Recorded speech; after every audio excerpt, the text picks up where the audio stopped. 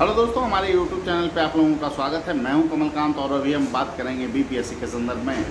BPSC की जो परीक्षा है, आपको सीडीपीओ की परीक्षा, वो कल आयोजित होने जा रही है और इसमें आपको विभिन्न मानकों का ध्यान में रखना होगा। दोस्तों, सबसे पहली बात ये है कि आप लोग इस बार परिवर्तन किया गया है, आप लोग को 11:15 के बाद एंट्री नहीं मिलेगा। तो जिन लोगों का परीक्षा दूर है वो लोग जो है कि लगभग अब पहुँच गए होंगे, और जो जा रहे हैं रास्ते में, सेंटर जिनका दूर है, वो लोग अच्छे ढंग से जो है कि जाइए और आराम से जो है कि रात को नींद लीजिएगा।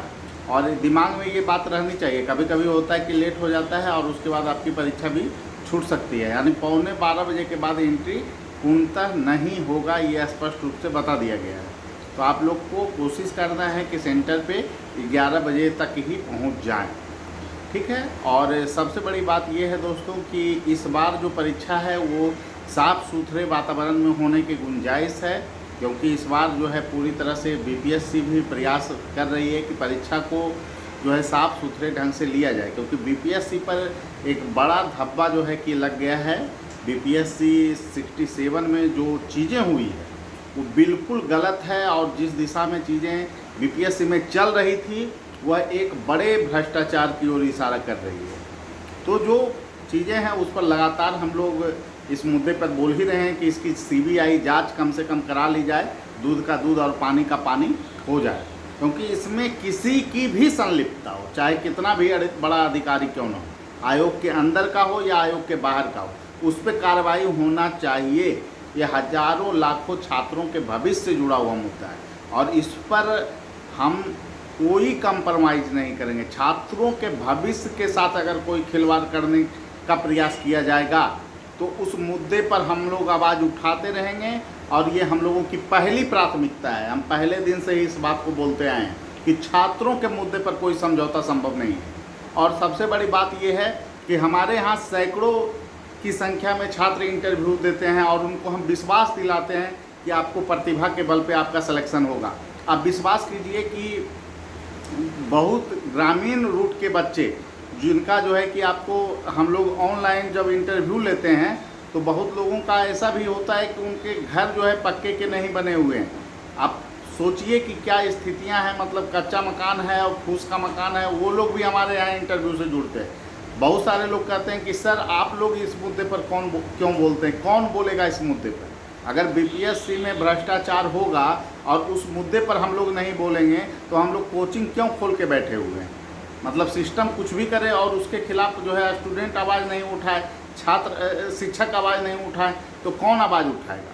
तो गलत प्रक्रिया है, उसमें सुधार की पूरी तरह से प्रयास किया जाना चाहिए। और जिन पर जो भी लोग शक के दायरे में हैं बीपीएससी के अंदर, उनको इंटरव्यू की प्रक्रिया से फ़िलहाल दूर किया जाए। हम लोग बराबर ये मांग कर रहे हैं, इंटरव्यू की प्रक्रिया से उन लोगों को दूर किया जाना चाहिए जो कि शक के दायरे में हैं। और निश्चित रूप से जो जांच चल रहा है, जो जांच चल रहा है उसको तीव्र गति से किया जाए, क्योंकि इंटरव्यू का कार्यक्रम शुरू होने वाला है और इंटरव्यू के कार्यक्रम से पहले इन लोगों की सूची तैयार करके उनको इंटरव्यू के प्रोसेस से दूर रखा जाए, तभी स्वच्छ वातावरण में इंटरव्यू का संचालन हो सकता है 66 का। और पहले भी बीपीएससी के इंटरव्यू पर भी प्रश्न चिन्ह उठे हैं। इसीलिए मैं पहले से भी बोलता आया हूं कि प्रशासनिक साठगांठ से कुछ भी संभव है।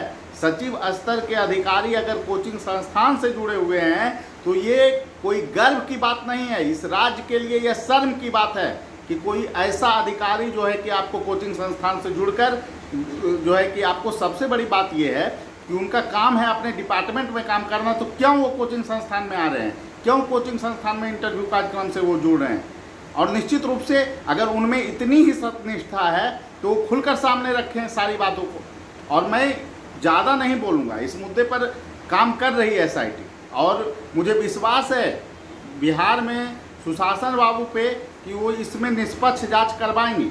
वो खुद बोलते हैं कि जीरो टॉलरेंस की नीति हमारी है, हम जो है इस मुद्दे पर कोई समझौता नहीं करते हैं।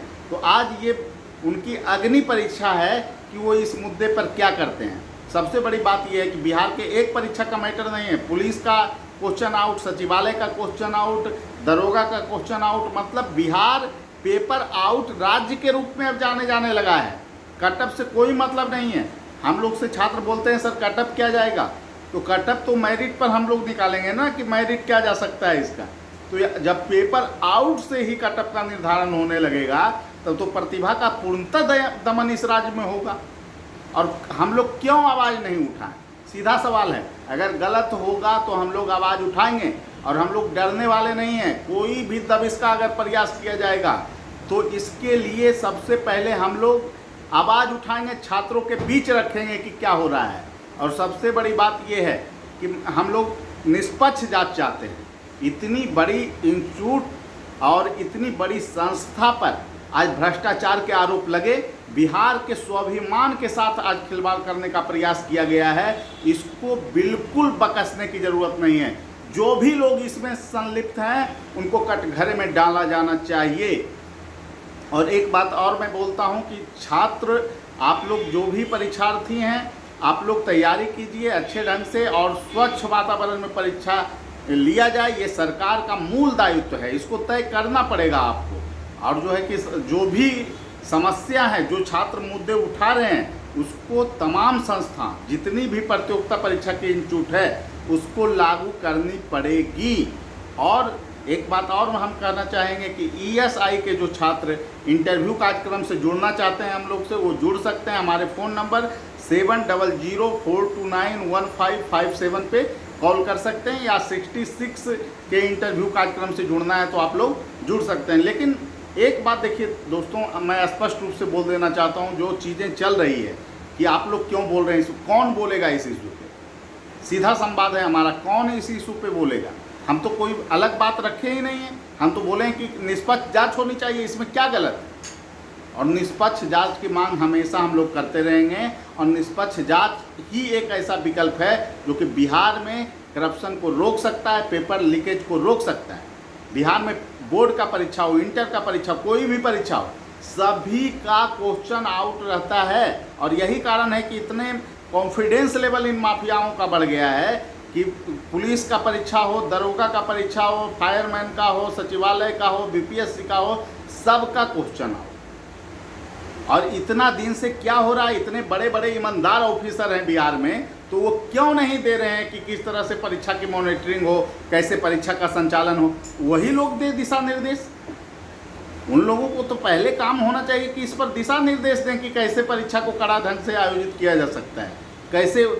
इतने अगर योग्य हैं तो ये तो बुलेट प्रूफ व्यवस्था वो लोग करवा देते, और करवाना चाहिए। अगर हम किसी पर प्रश्न नहीं उठाएं, आज भी हम बोल रहे हैं, हम किन्हीं व्यक्ति से, किसी भी अधिकारी से, हमारा जो है आज भी किसी तरह का कोई भी ये मैसेज बिल्कुल गलत जा रहा है कि हम लोग जो है किसी का विरोध नहीं करते हम लोग। लेकिन छात्रों के मनोबल को अगर तोड़ने का प्रयास किया जाएगा, उसके सपनों को कुचलने का प्रयास किया जाएगा, तो हम लोग चुप रहने वाले नहीं।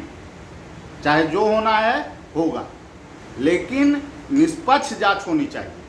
और आप लोग इतने ही बेहतर हैं, इतने ही अच्छे हैं, इतने ही ईमानदार हैं, इतने ही चरित्रवान हैं, तो बिहार में प्रतियोगिता परीक्षा में जो घपला होता है, सचिव स्तर की, मुख्य सचिव की जब बैठक होती है, तो आप लोग क्यों नहीं सुझाव देते हैं? पहली तो शर्त है प्रतियोगिता परीक्षा ईमानदारी से हो। और निश्चित रूप से हमारे जो मुखिया हैं नीतीश बाबू, उनसे मैं एक ही बात कहूँगा कि इस मामले में कोई आप जो है कि इसमें सक्रियता बरतिए और कोई भी बचना नहीं चाहिए, चाहे वो कितना बड़ा व्यक्ति क्यों ना हो। निष्पक्षता के साथ जांच किया जाए। और सबसे बड़ी बात यह है कि इसमें जो स्टूडेंट का जो कॉन्फिडेंस लूज हुआ है ना, कि BPSC का भी क्वेश्चन आओ, अब तो कोई प्रतियोगिता बची ही नहीं बिहार में। और हम सभी IAS अधिकारी, जितने भी IAS अधिकारी हैं बिहार के, और जो शिक्षा के क्षेत्र में कार्य करना चाहते हैं, उन लोगों से अपील करना चाहेंगे कि आप लोग कुछ सुझाव सुझाइए कि कैसे बेहतर ढंग से जो है कि परीक्षा का संचालन हो सकता है। लीकेज, पेपर आउट हो रहे, बहुत बड़ा मुद्दा है। आप लोग इसका निराकरण कीजिए। अगर चीज़ें ऐसी हो रही है तो आप लोग को तो आगे बढ़कर इन मुद्दों पे बोलना चाहिए। और आप लोग तो सबसे मजबूत इकाई हैं बिहार का, बिहार का प्रशासन की रीढ़ है आप लोग। आप लोगों से हम लोग प्रेरित होते हैं। लेकिन अगर पेपर लीक हुआ है तो उस मामले की जांच में दिक्कत क्या है? और निष्पक्ष जांच होनी चाहिए। और हमें उम्मीद है कि सुशासन बाबू इस दिशा में बेहतर काम करेंगे और निश्चित रूप से दूध का दूध और पानी का पानी होगा। ठीक है, सभी लोगों को धन्यवाद और फिर अगले वीडियो में मिलेंगे। Thank you.